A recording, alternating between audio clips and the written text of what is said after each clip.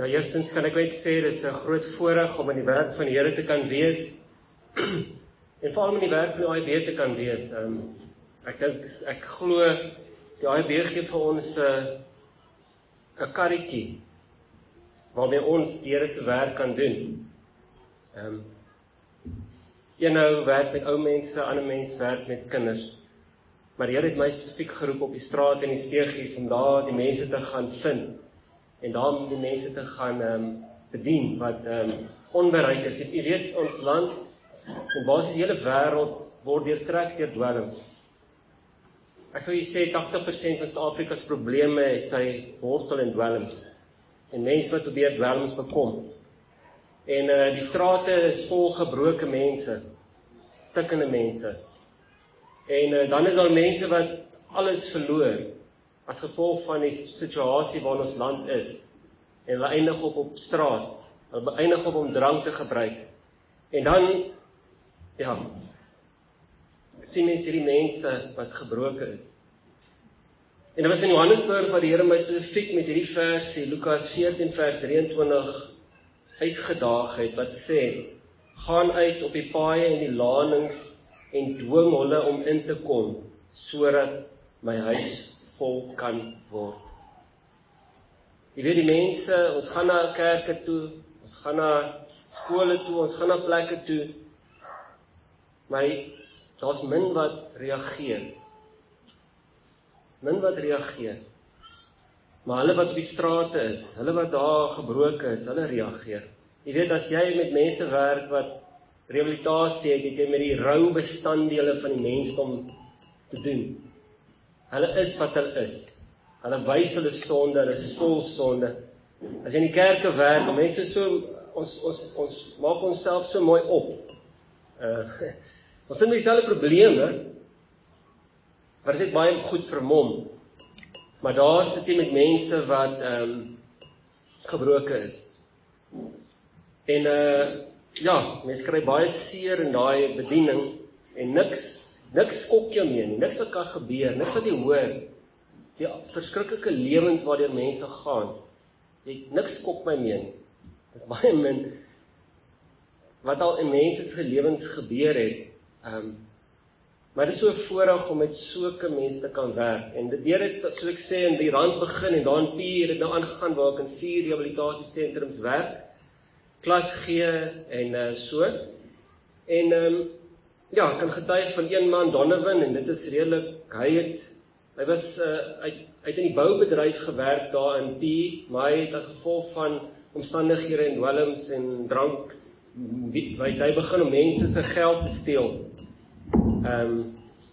En toe het die gereg hom nou ingehaal en mense het hom aangekla, en toe het hy verdwyn en op die straat opgeëindig, en daar op die straat het hy nou, hy was skatryk geweest, maar nou is op die straat, en uiteindelik het hy by 'n rehabilitasiesentrum uitgekom, een van dies waar ons werk, en week vir week het ons die voorreg gehad om met hulle te werk, die evangelie te deel, en ek onthou eendag het ek in sy kamer ingekom, sonder dat hy weet, ek hoor, en ek het gehoor, hy sê vir die ander man, en dis nadat 'n ander vriend van my gepreek het, hy sê vir hom, ek verstaan dit, en ek wil dit hê, wat hierdie mense van praat, verstaan dit.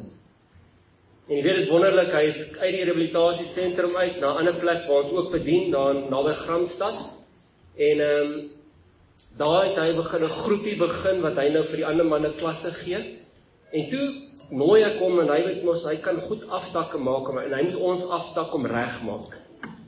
En so waar, daai naweek wat hy afkom, wat hy ons aftak moet kom reg maak, daag die polisie by hulle sy huis op, en hy word in hegtenis geneem vir die bedrog wat hy gepleeg het. En die Here het my al baie deure oopgemaak in die tronke, ek maak maar net ek vir moet wees, en maak hulle deure vir my oop. Dan kom ek daar in, en uiteindelik, hy het nie geweet ek kom nie, en hulle maak sy sel oop, en terwyl ek in sy sel loop, hoor ek hoe lees hy die Bybel, om krag te kry, en ek kan sit vir hom, en hy bars uit in traan, hy sê, ek was nog nooit so bang in my lewe nie, maar ek weet, jy het vir my nog gesê, jy wat my gesê, jy gaan nog tronk toe moet gaan vir wat jy gedoen het, en ek is gereed om daarvoor te boet. Ek is gereed, al moet die Here my in die tronk gebruik, sal ek dit doen. En ja, sy saak was nou weer aan die gang en uiteindelik het hulle hom kon uit die tronk uitkom, maar die saak kon nog gedoen word, maar dit bewys die verandering in die lewe wat die Here gebring in daai man se lewe. Ander man Kevin, totale drankverslawing, hy was in die kerk gewees en hy was alkoholist terwyl hy gepreek het, en hy het ook vir my gesê, Anarm, vandat jy en jou vriende met my gewerk het, het ek besef wat die evangelie waarlik beteken. En ek te sien hoe daai man se lewe verander, hoe hy hierdie slim man, hoe hy nou die Here dien met sy hele hart, en nou terug gaan waar hy is, en daar in die kerk wat hy is, net vir hulle wil leer, wat is die ware evangelie. En so kan ek aangaan van baie getuienisse, van hoe die Here ook my gebruik daar, en Sunay ook, sy werk onder die vroue, wat 'n voorreg is dit, en die getuienis wat sy het, jy kan gerus met haar praat oor die getuienisse wat sy onder die vroue het, die verslaafde vrou. So, dit is 'n voorreg om in die werk van die Here te wees, dit is 'n voorreg om onder die gebrokenis te werk, en ek eer die Here daarvoor, baie dankie.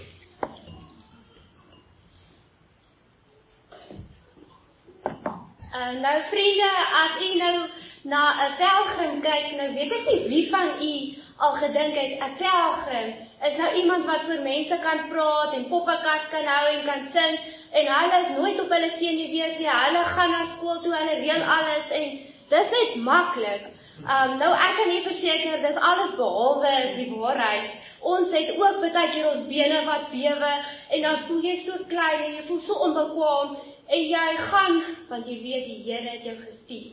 En omdat jy liefde het vir siele, gaan jy, al bewe jou bene, al voel jou hartjie klein, en al voel jy, joh, daar's baie ander, wat het baie beter as ek kan doen. So, 'n pelgrim is iemand wat die Here lief het, en dit is hoekom ek hier is vandag, is die Here het my geroep, en my hart breek vir verlore siele.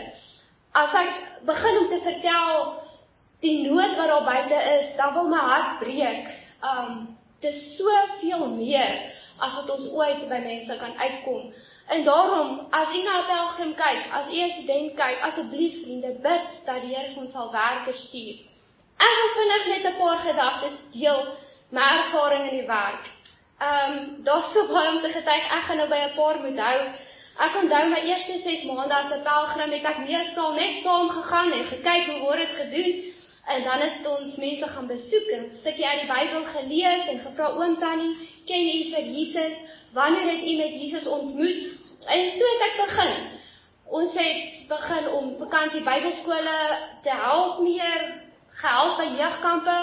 En soos die jare aangegaan het ek ook geleer om self te begin vakansie Bybelskole te reël, self jeugkampe te begin en uitreike te reël. Ek onthou eendag toe ons by 'n ouer huis gaan besoek het, sit ons langs die tannie, maar die tannie kan nie lekker hoor nie, so ek moet vir haar baie hard lees uit die Bybel. En dan sê sy, "Excuse my kind," en dan moet ek nog harder lees. En uiteindelik het ons nou weer die stukkie gelees en die tannie kon toe nou hoor, en ek het baie harder as gewoonlik gebid vir haar ook. En toe ons klaar is en ek groet, kom daar 'n tannie heel op die punt van die gang uit en sy sê, baie dankie, dit was vir my so tot seën gewees. En ek moes so gelag het, want die hele buurt het alles gehoor. Dit was kosbaar gewees. Vakansie Bybelskole net onlangs, ek dink Jan het daarvan vertel, die seentjie gekom, en ons het so 'n bietjie met hom gesels. En hy sê, maar Tannie, ek het nie sekerheid dat ek kind van God is nie. Later die volgende dag toe kom hy, toe sê, Tannie, kan ek nou maar agterbly, want ek wil so graag my lewe vir die Here gee, kon ek saam met hom bid, en hom na die Here toe lei. By een van ons jeugkampe was daar 'n seun gewees, sy pa het selfmoord gepleeg terwyl hy dit gesien het, en sy lewe was so gebroken, hy het letterlik geen familie oor nie, en op 'n manier het hy op ons jeugkamp geland, en ek hoor toe sy verhaal, hy het na dit alles, het hy ook iewers van 'n brug af gespring en probeer selfmoord pleeg, so gebroken, so hopeloos, en wie sal vir hom die goeie nuus bring? Dank die Here vir die jeugkamp, waar hy die woord kon hoor. En eendag toe ons klaar is met die jeugkamp en Madrie groet hom en sê, hoe gaan dit met jou? Toe sê hy, dit gaan goed. En sy sê vir hom, hoekom gaan dit goed? Hy sê, want ek het met Jesus ontmoet hier die kamp. En dit is so kosbaar, dit is so die moeite werd as 'n siel by die Here uitkom. Daar is baie verskillende aspekte van die werk, soos u gesien het. Dis my so kosbaar, dat elke pelgrim kan my roeping, en dit wat die Here my gegee, die talente wat hy aan my toebedeel het, kan ek gebruik, en my visie uitleef in die AJB, om siele vir die Here te wen. In Eksodus 35 vers 31 en 32, lees ons van Besaliel, wat deur die Here by sy naam geroep is, en dit sê, hy het hom met die gees van God vervul, met wysheid, met verstand en met kennis, en bekwaamheid vir allerhande werk, en om kunstige planne uit te dink. Ons is nie almal dieselfde nie, maar ons hart leef om die evangelie uit te dra. Of dit nou is daar op die straat, by die ouete huis, daar waar ons op die straat besoekwerk doen, waar ons 'n traktaatjie uitdeel, of waar ons daar in die hospitaal by iemand se bed kom en sê, ken jy vir Jesus? Kan daar een slag vir daai vroukie gesê, wie is dit? Sy het nog nooit van Jesus gehoor nie. En daardie dag kon ek haar na Jesus toe lei. Die werk is wyd, dit is soveel verskillende aspekte, maar ons doen dit vir Jesus en vir die redding van siele. Baie dankie.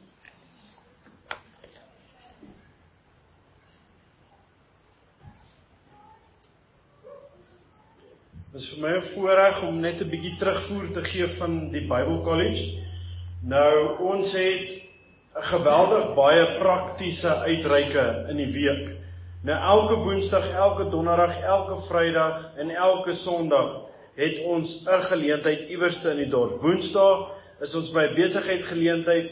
Nou, dit is so 7:15 in die oggend. Dan gewoonlik preek ons nou vir die staf van die besigheid, maar dit wissel, baie keer is daar 20, dan is daar 1, dit maak nie saak nie, maar dit wissel geweldig. En dan donderdag, reik ons uit by 'n plek, ek gaan dit nou reguit sê, is 'n haarweghuis vir wites. Dis mense wat opgegee het in die lewe, dis mense wat nie meer kans sien vir die dag van môre nie, en hulle sit omtrent, dis 'n saal so groot soos die, hulle sit hom vol.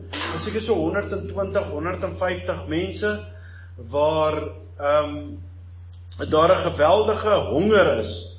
Nou, 80 van hulle bly permanent daar. En die res kom en gaan soos wat die nood verskyn en weer verdwyn.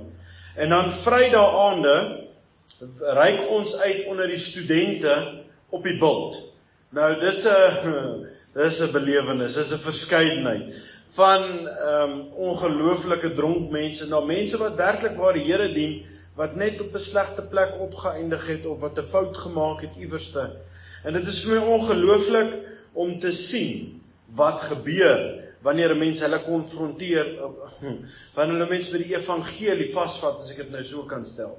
Nou, ek gaan 2 getuienisse bring. Nou, daar's baie, ek het net 5 minute, daar's regtig baie, ek kan die ure besig hou.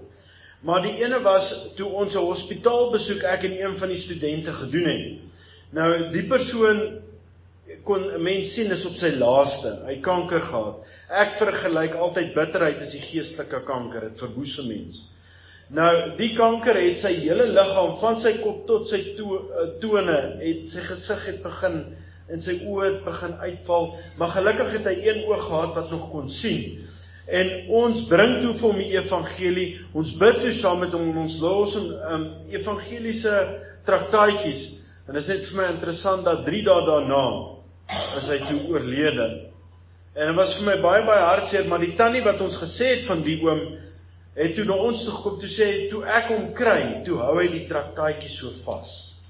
So hy is so ongelukkig dood. En toe was daar 'n ander tannie by 'n aftreeoord wat ons Sondag middag by preek. Nou die tannie voor die tyd het sy altyd beklei met die mense. Was nogals interessant, sy het altyd beklei, want jy kon nou hoor van ver af. Maar toe een Sondagmiddag, toe motiveer ons die tannie om te kom, en sy daag toe op, en sy reageer toe op die woord, en sy gee haar hart vir die Here. En wat vir my interessant is, hy het net 2 weke gelewe na daai dag. Maar wat vir my interessant is, elke keer wat ons by die geleentheid was, hoor ja, kom julle, kom, die kerkmense is hierso, kom, van waar sy die mense skel, nou kom, is nou tyd om by die kerk uit te kom, dit is vir my ongelooflik wonderlik.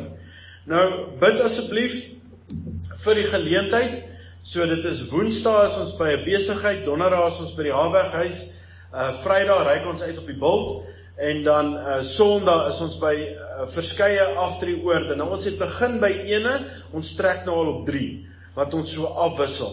So dit is ongelooflik ryk, die arbeidsveld. Nou, my laaste stukkie van my minuut wat ons gehad het, nou in die begin van die tweede kwartaal, het ek en Jogie hulle gepraat, het ons 9000 traktaatjies gekry.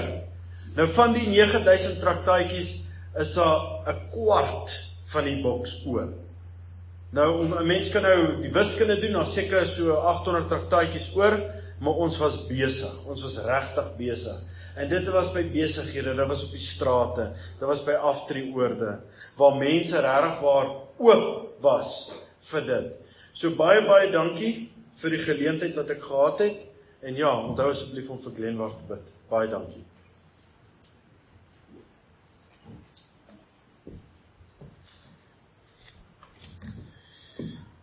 Nou ja, dit is so 'n voorreg om te kan getuig oor die klasse by Glenward. Iets wat my so opval van ons Bybelskool is dat die mense wat die opleiding gee, is almal voltydse evangeliste. Dit is mense wat die evangelie sal verkondig. Ek weet nie van u nie, maar ek het nog nooit gehoor van 'n Bybelskoolprinsipaal wat op die straathoeke staan en traktaatjies uitdeel nie. Ek het nou die dag iemand vir gesê, en ek deel dit nou maar met baie nederigheid, het gesê, weet jy Boetie, ek dink ons moet julle al weer 'n bietjie kom leer om te preek.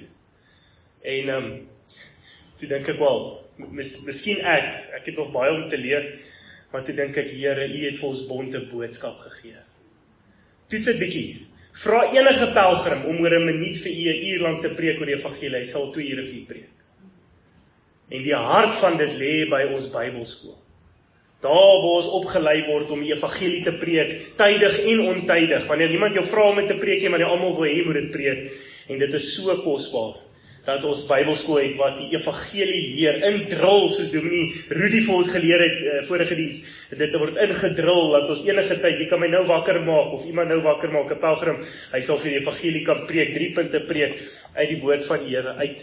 Nou ja, my swaar het so 'n klompie jare terug, Janus van der Merwe, hy's 'n godsman, ek kyk verskriklik op na hom, hy's nou 'n boer, maar hy saam met Jan Watterson, het die Here hom gelei om Glenward toe te gaan, in daai tyd, dis nou, ek weet nie of 2007 of iets, en hy het nou hy by 'n konferensie, het hy nou geroep, die Here hom gesê, hy moet Glenward toe gaan, en toe hy by Glenward aankom, toe net so 'n paar dae, toe bel hy, wat nou vandag my skoonma is, bel hy en sê, ma, hoor hierso, ma moet maar penne en boeke stuur, dis nou nie 'n konferensie nie, ons moet nou actually leer, en toe pos hy nou vir hom penne en boeke, en dat hy nou kan skryf, maar Glenward is baie spesifiek die klasse wat deurgegee word, wat oorgedra word, die dosente wat opgelei is om dit te doen, en die kern van die leermateriaal waaruit gedoseer word, is die Bybel, en dis is meeste van die vakke 4 of 5 per kwartaal, is letterlik 'n Bybelboek wat ontleed word, wat verduidelik word, die agtergrond, waar dit vandaan kom en vir wie is dit geskryf,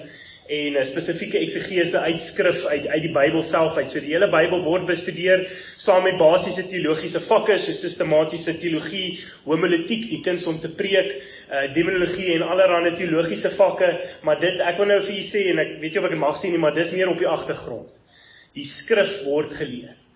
En iets wat vir my baie kosbaar was, ek weet ook nie van 'n ander Bybelskool, en ekskuus, ek wil nie vergelyk, maar dis net vir my baie kosbaar, 'n ander Bybelskool wat tekste nog memoriseer nie. Die studente met elke week 4 tekste, en ek sê teks, dan bedoel ek nou soms 2 of 3 tekste op een slag, moet memoriseer, en jy kry sertifikaat aan die einde van Glenward vir jou tekstopset. Dis maar die benoudste oomblikke vir studente.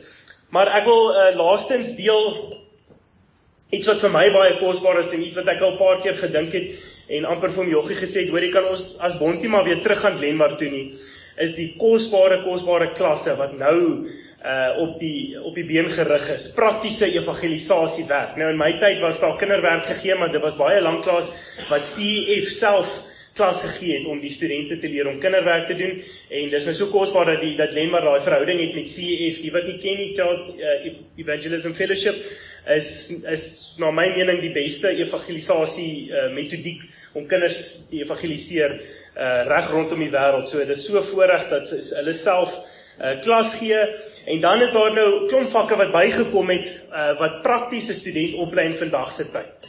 Ek het as student nooit jeugwerk gehad nie, en daar word nou 'n kurrikulum geskryf, wat volgende jaar gedoseer gaan word, spesifiek vir die AEB-werkers, hoe om 'n jeugbediening te hê, hoe om 'n jong mens te beraad, en hoe om jong mense te bereik vir die evangelie. Musiekgraad 1 teorie word aangebied, laat ons 'n musikale grond het. Ek wil vir julle sê, na hierdie jaar se uitreike musiek is 'n geweldige oop deur. As 'n mens net 'n bietjie, en dis so kosbaar vir my van die Afrikaanse mense, en Suid-Afrika, as jy enigstens iets weet, as jy nou dink ek sê dis 'n nood, dan is mense verslae. Hulle kan nie glo, en ek sê dit nou met respek, maar dis so kosbaar dat ons musiek kan leer. Elke student word gitaar geleer om begeleiding te doen deur my en my vrou, en gehelp. As hulle nou dink hulle kan nie sing nie, dan moet hulle net Glenmar toe gaan. Hulle sal geleer word. Saam met dit, met praktiese evangelisasie, is kuns-evangelisasie, digkuns, wat Tannie Jenny Daniel vir die studente leer, hoe om dig te gebruik, gedigte om te evangeliseer. Dit beteken my tyd sou verby. En ek wil afsluit met dis so kosbaar Veritas program wat nou bygekom het, wat studente 'n geakkrediteerde diploma gee vir skrifeksegese. Dan die laaste klas, ek sluit nou af, is heiligmaking, wat vir my so fenomenaal is. Vriende, ek het in my graad 11 jaar, het ek die Here vertrou vir heiligmaking, maar ek het nie geweet wat dit is nie. Dit is die boodskap wat hierdie land moet hoor, is dat daar is oorwinning oor sonde. En daardie boodskap, toe ek dit geleer te verstaan het, ek kan nie ophou die boodskap preek nie. Ek kan onthou in 'n klas, waar Pieter Skols vir ons Handelinge gegee het, en hy bring, dis nou 'n klas, en dis 'n formele klas, en aan die einde van die klas kniel 6 studente uit, en vertrou die Here vir heiligmaking. Daar's een van die studente wat ek persoonlik ken, wat gesê, vandag nog, dis waar sy die Here vertrou het, vir hartsreiniging. Hoe kosbaar, die klasse van Glenmar, baie dankie.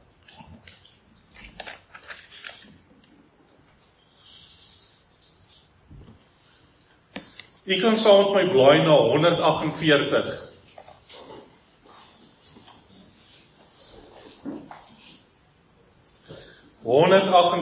En ons gaan daarvan een enkele versie lekker staande en hartlik saam sing. Is al begeleiding? Ek dink sy het gou na die kinders toe gehardloop, jammer. 148 sal ek my vir my heiland skaam en vir sy saak nie stry. Sy erewoord veronagsaam, sy soendood nie bely. 148, kom ons staan, dan sing ons die eerste versie hartlik saam.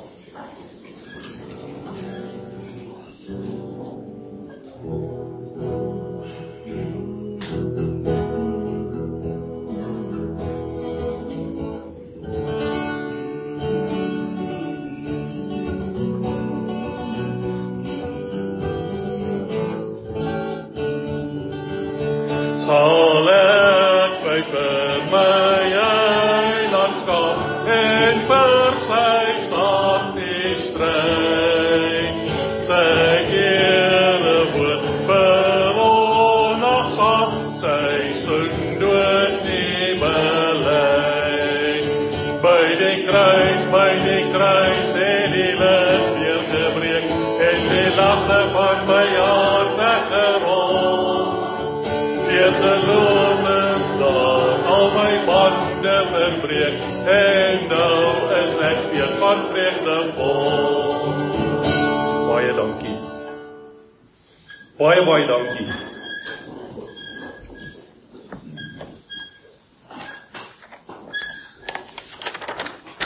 Vriende, ek dink terug aan meneer Watterson, toe ek 'n jong pelgrim was, het ek daar by meneer Watterson gewerk. En jy's groen en jy's nog onervare en ek is senuweeagtig oor die diens en ek sê vir meneer Watterson, jong, die tyd gaan ons inhaal, en hy sê, broer, rustig, waartoe gaan die mense? Hulle is of in die dienssaal of in die eetsaal. Gaan aan. Nou vriende, nee, ons gaan daarmee probeer om dit te beproef vanmiddag nie. Maar ek wil vra dat jy saam met my sal blaai na Matteus 26.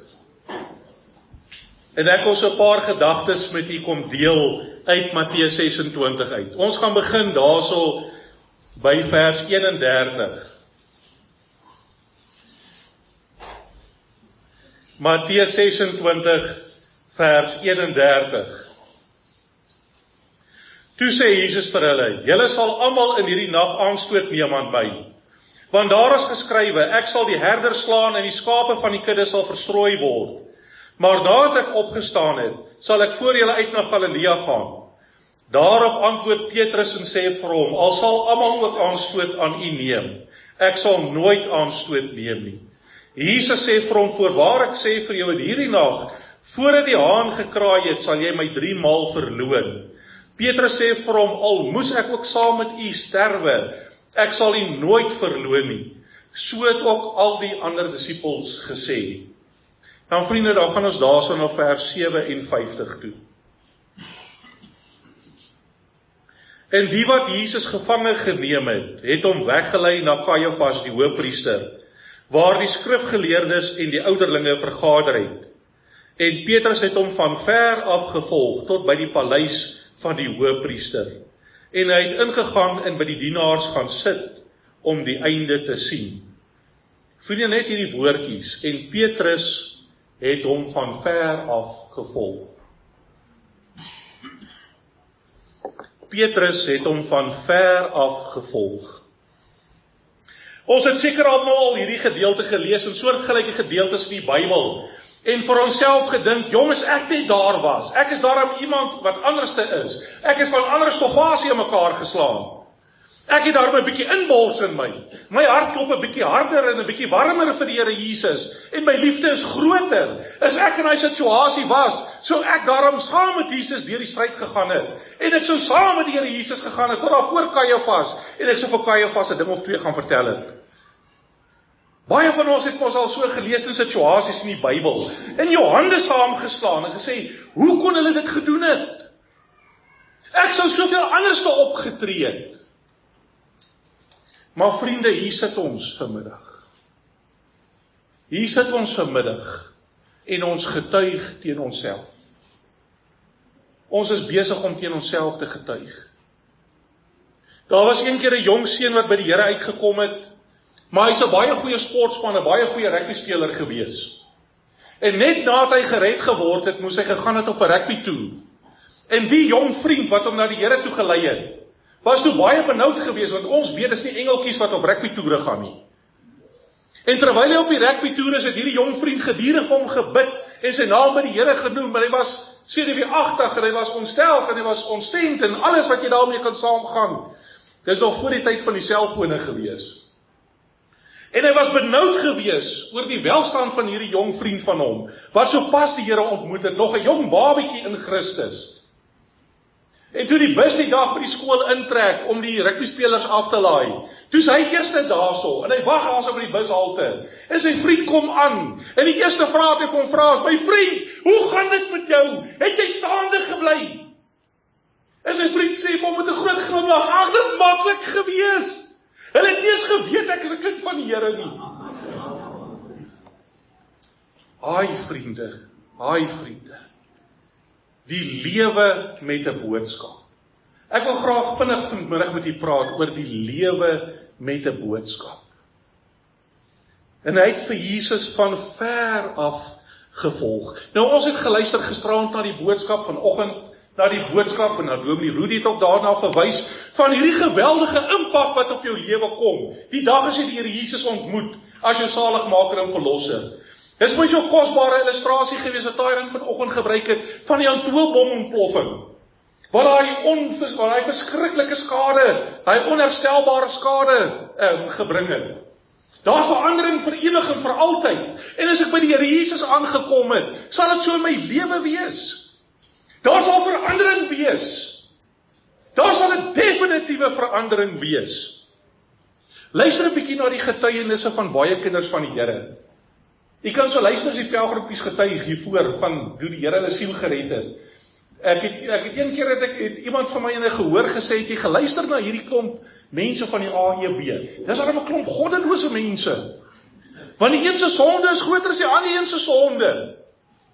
Hoor jy hoe praat hulle van hulle sonde? O, ek's 'n diep verlore sondaar gewees. Nou vriende, dis hoe iemand praat wat by die Here Jesus uitgekom het. Wat in die lig van sy heiligheid sy eie lewe gesien het. Gesien het jou onvermoë, jou sonde gesien het. Maak nie saak hoe goed jy groot geword het nie. Daai oomblik as jy in die straal van Jesus se heiligheid staan, en die woord word geopenbaar, jou hart word geskeur met die gesig van Golgotha, dan kan dit nie anders nie. Ek is 'n goddelose sondaar. En ek het nodig om gered te word. O, het jy al daar uitgekom, dierbare mens, dat jy dieselfde kan getuig. My sonde was so groot, maar Jesus het my gered. John Bunyan skryf daarvan in die pelgrimsreis na die ewigheid, praat hy van hierdie geweldige swaar las, wat Christen op sy skouers gedra het, wat met kettinge gebind was. Hy kon nie daarvan ontslae raak nie, dit het hom in die grond ingedruk, tot hy daar by die kruis gaan kniel het. Toe hy daar by die kruis gaan kniel het hy las van hom afgeval. En het afgerol teen die heuweltjie, en gerol en in die grot ingegang. En is weg en is verwyder. Ken jy dit? Ken jy die verlossing van Jesus? Want sien die mense rondom u, gaan dit sien. Hulle gaan sien, daar is 'n verandering gewees. Maak nie saak hoe godsdienstig jy groot geword het nie. Hulle gaan dit sien. Iets het gebeur. Iets het met hierdie jong mens gebeur. Iets het met hierdie mens gebeur. Maar ons leef in unieke tye, vriende. En dit maak my baie, baie bekommerd. Dat ons mense kom nie meer uit by die boetebank nie. Ons buig nie meer in die kerke met verootmoedigingsdienste nie. Ons bid gebede na die Here met droë oë, sonder dat ons harte geskeur is. Ek het hierso geskryf, die mense kniel nie meer uit by die boetebank nie. Daar's nie meer die openbare bewys van my toewyding aan die Here Jesus nie. Ons skaam onsself vir die evangelie. Dierbare kind van God, wanneer laas het u uitgekniel? Wanneer laas het u voorgebuig? In 'n gemeente waar ons gewerk het, was daar 'n oomie gewees wat na elke diens uitgekom het, na elke diens.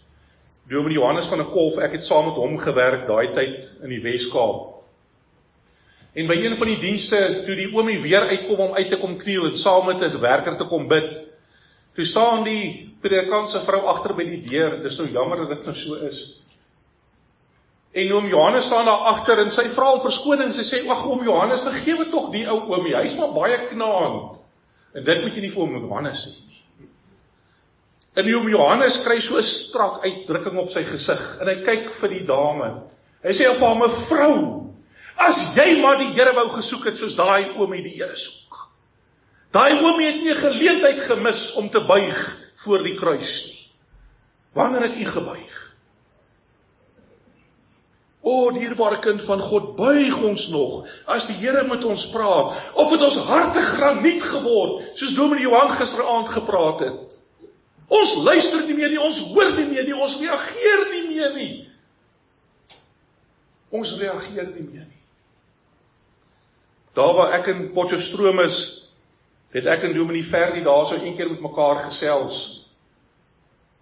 Want jy luister hierso op kampe soos hierdie en ander kampe, dan hoor jy, nee maar ek het geswat. O, waar het jy geswat? Nee, ek het op die pikke geswat.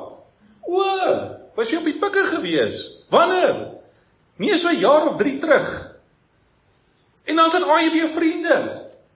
En soos Dominee Ferdi gesê, dan is dit kerkmense. Maar hulle sê nie vir ons hulle kinders is daar nie. Hulle sê nie vir ons, gaan besoek my kind. Gaan kyk hoe gaan dit met my kind geestelik. En ek het een keer van die ouers in die hande gekry, en ek het vir die ma gevra, nou, mevrou, nou sê vir my, hoekom is dit so? Dat jou kind is by die pik, en jy sê nie weer vir ons nie.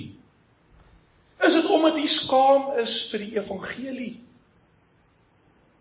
Is dit omdat jy kind nie in verleentheid wil bring, daar op die pik nie?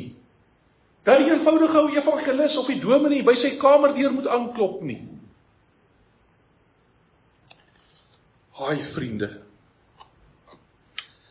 Maar Petrus het opgestaan met 11 en sy stem verhef en hulle toegespreek: Joodse manne en almal wat in Jerusalem woon, dit moet julle weet en luister na my woorde, hard en duidelik. Het Petrus opgestaan en gepreek in Handelinge 2 vers 14. Ja, maar ek wil nie kollig wees nie. Nee. Ek wil nie kollig wees nie. Dit moet nie rondom my gaan nie. Dis die verskonings wat ons deesdae het by die kinders van die Here. Ek sal in die skaduwee wandel met die Here Jesus. Ek sal die Here Jesus op my eie manier volg.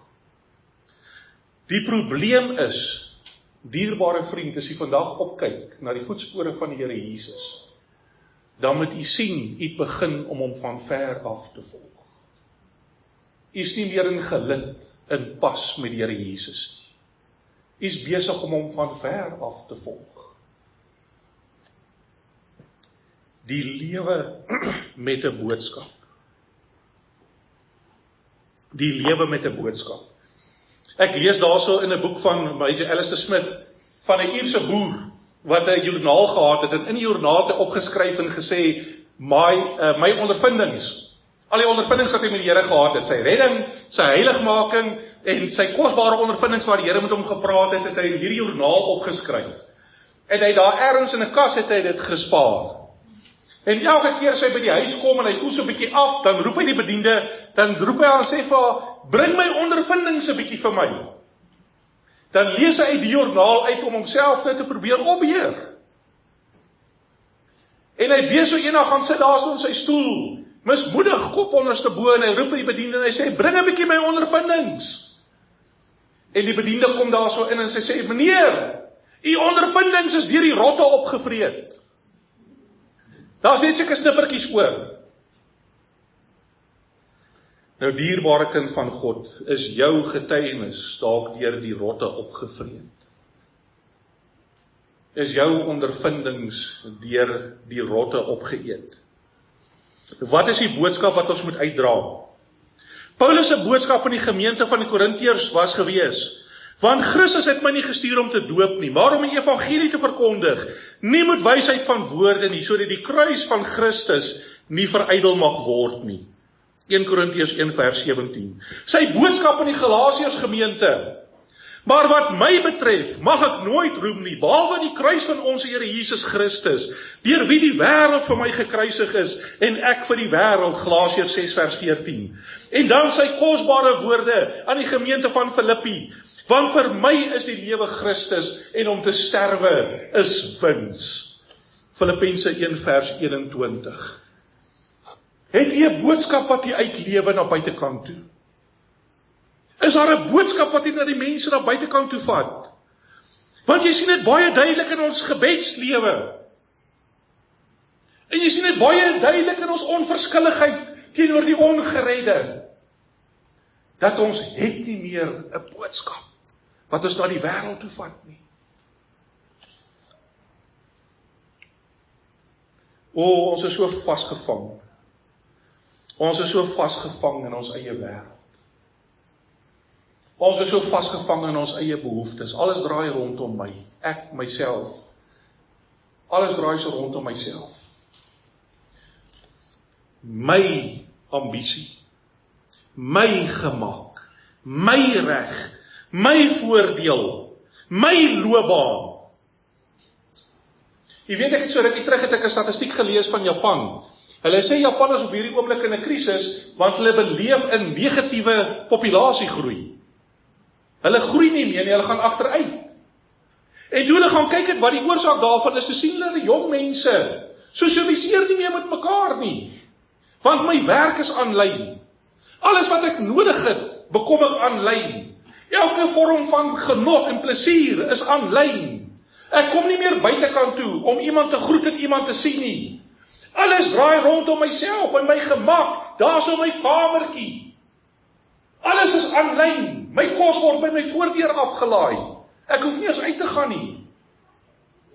Nou ons as Christene het vir my gelyk die afgelope tyd of ons so begin leef het. Alles is so rondom myself.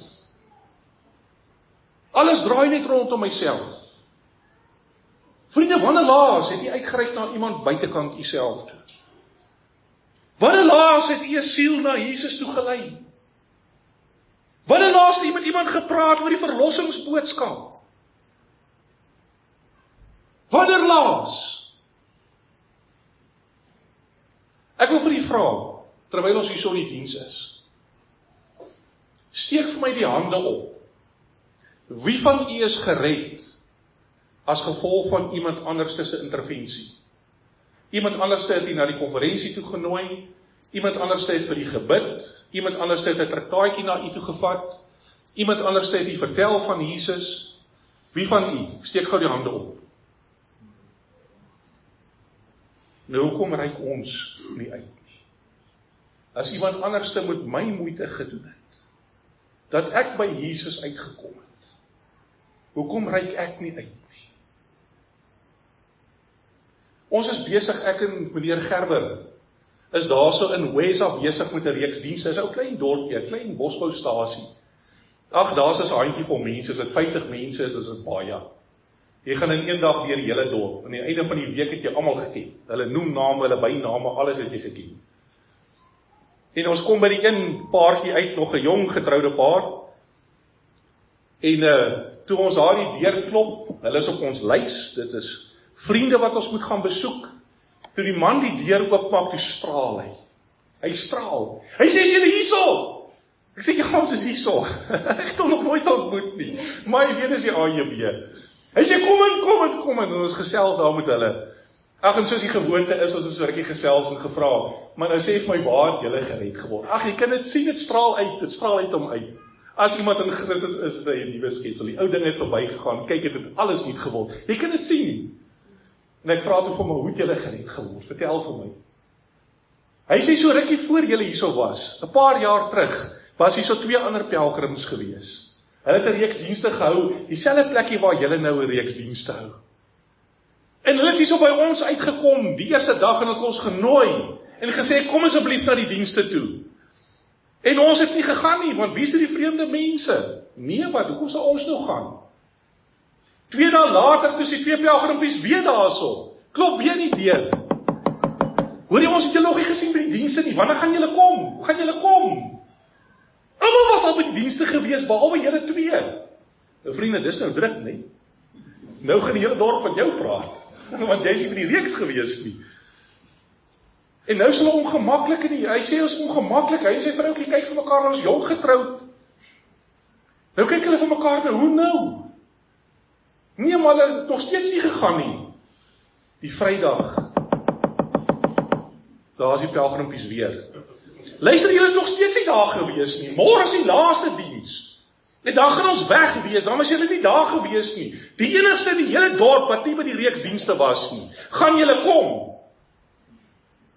Nou sê ja, nou het hulle maar aangetrek en hulle het klaargemaak die Saterdag en het gegaan na die reeks dienste toe. En daar red die Here sy en sy vroutjie se siel by daai reeks dienste. Omdat daar so 'n pelgrimpie was wat nie wou opgee nie, wat nie nee vir 'n antwoord gevat het nie. Vriende, ek het al baie keer gehoor, hy byt soos 'n pitbull. Meneer McQuillifier het altyd daarvan gepraat. Hy het gesê, daai pelgrim is soos 'n pitbull, as jy hom gevat het, los hy jou nie. Maar ek sien dit nie meer nie. Ek sien nie meer die kinders van die Here wat byt nie. Miskien het ons valstande gekry, ek weet nie. Ons is nie meer agter die siele aan nie. Jy het 'n lewe wat nie in jouself behoort nie. Wat maak ek met daai lewe? Daar in Amerika by 'n groot wedstryd, daai groot wedstryde wat hulle het, daar's duisende mense. Was daar so 'n man gewees wat met 'n T-hemp rondgeloop het, en op die voorkant van die T-hemp het daar gestaan, I'm a fool for Jesus. Groot op sy T-hemp het gestaan, helder letters, jy kan dit nie mis nie. En soos hy daar so in die stadion beweeg het die mense hom gespot en gelag en 'n grap van hom gemaak, terwyl hy van vooraf aankom. A fool for Jesus, wie sal nou so iets doen? Maar soos hy verby hulle gestap het die mense skaam gaan sit en stil begin bly. Voor hom is dit 'n gespot en 'n gejou, maar agter hom was dit 'n stilte gewees. Want agterop sy rug het gestaan, whose fool are you? I'm a fool for Jesus. Whose fool are you? Dat jy so te kere gaan vir 'n rugbywedstryd. Dat jy so te kere gaan vir 'n cricketwedstryd. Dat jy so te kere gaan vir wat ook al. En nie 'n oomblik dink of 'n oomblik spandeer aan die redding van 'n siel nie. Whose fool are you? Whose fool are you? Aan wie behoort u lewe? Aan wie behoort u lewe vanmiddag? Want as jy 'n getuienis het dat jy gered is, en het jy getuienis dat die Here soek in reinheid en in heiligheid, vriende, dan kan ek dit nie glo, dat jy vir my sê, jy het nog nooit die roeping van die Here gehoor nie. Dis onmoontlik. Dit kan nie wees nie. Dis een van die sekerste dinge wat die Here in my hart ingebring het, die dag toe ek gered geword het, dat 'n kind van die Here moet uitreik. As jy nie uitreik nie, is daar geestelik fout. En liewe vriende, ek wil u nooi om vandag die oë op te slaan en te kyk. Kan jy ooit nog die Here Jesus sien wandel? Kan jy ooit nog sien? Want hy is besig om hom van baie ver af te volg. Hy is nie meer in gelid met die Here Jesus nie. Die Here het nie al lank al sy hand op die lewe gelê nie, en vir u gesê, gaan. Het die Here Jesus nie al lank al sy hand op die lewe gesê, en gesê, gaan nie. Hoe kan dit wees, dat ek nog nie een siel vir die Here gewen het nie? Hoe kan dit wees, dat ander mense, het 'n aandeel gehad, dat ek vandag hierso kan staan, maar ek reik nie uit na ander nie? Hoe kan dit wees? Hoe kan ek wees, dat ek met my mond kan getuig? Ek het die Here Jesus lief, maar ek is nie in pas met hom nie. Ek is nie meer in pas met die Here Jesus nie. Dat my dink, Dominee Rudy het gesê, hy gaan sy ouderdom weggee, as hy sê, wat sy skooljare. Daar was 'n advertensie gewees baie jare terug, ek dink nie eens meer die sjokolade bestaan nie, Chomp. Nou, almal wat nou dit hoor sal weet wat ek gaan sê, al die ou mense. Dis hierdie sjokolade stafie gewees. Dan is daar 'n klein seekoetjie, dan rek hy sy mond so om hierdie stukkie sjokolade te eet. Dan kom die groot seekoetjie, dan hap hy hom so met een hap. Dan kou hy hom so smaaklik, en dan loop hy so stadig weg, en dan draai hy 'n kleintjie om, terwyl die trane spat. Dan sê hy vir die groot seekoei, ag ou groot bek. Jy onthou dit mos. Vriende, is dit so met my ook, dat ek praat baie, ek praat groot dinge, maar ek doen niks. Ek doen niks vir die Here Jesus nie. Toe ek in die AMB begin het ek saam met 'n jong man gewerk. Ek gaan nie sy naam sê.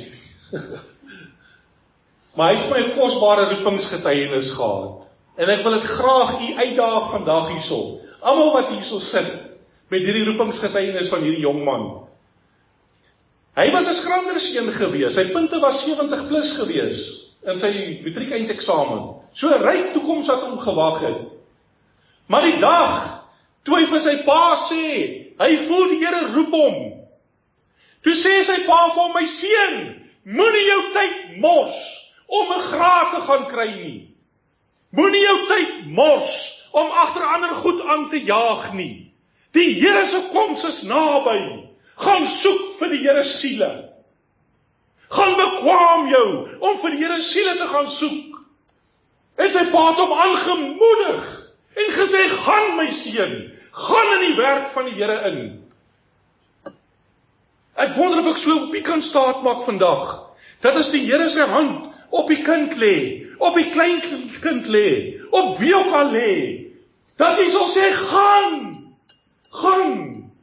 Want soos Dominee Rudy ook gesê het vanmiddag, die tyd is min, ons sien dit rondom ons, die tyd loop uit. Die oes is groot, en die arbeiders is min. Wat gaan jy doen met die lewe? Want sien, Petrus het vir Jesus van ver af gevolg. Want hy het nie meer 'n lewe met 'n boodskap gehad nie. Het u nog vanmiddag 'n lewe met 'n boodskap? Het die Here dalk sy hand op u lewe gelê? Maak nie saak hoe jonk of hoe oud u is nie. Kom ons luister na 'n sangstuk wat die koor vir ons voorberei het.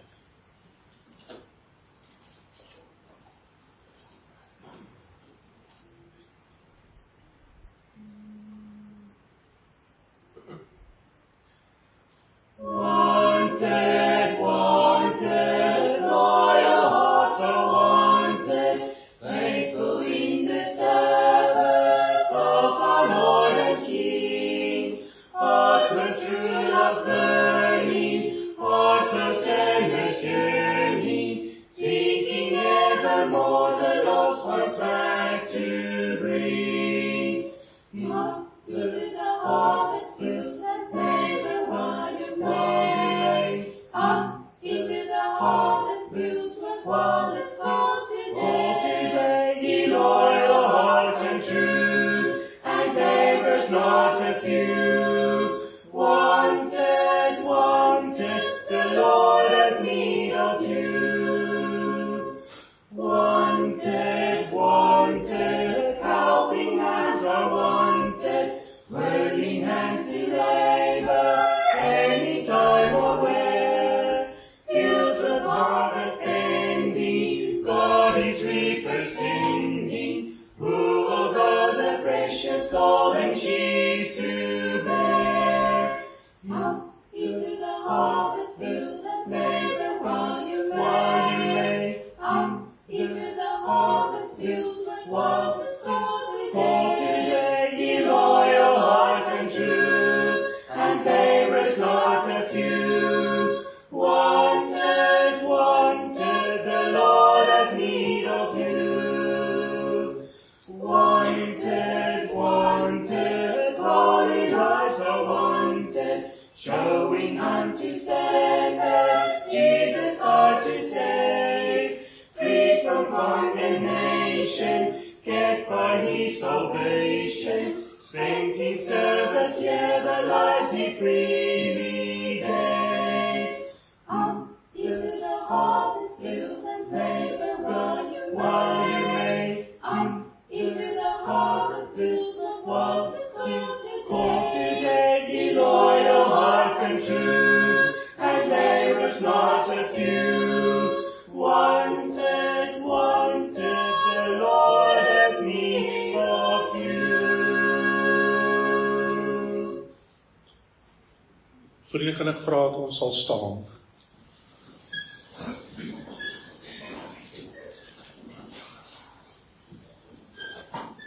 En dan terwyl ons so staan voor die Here, wil ek vir u vra, moet u nie antwoord vanmiddag op die roepstem van die Here nie. Maak nie saak hoe jonk of hoe oud u is nie.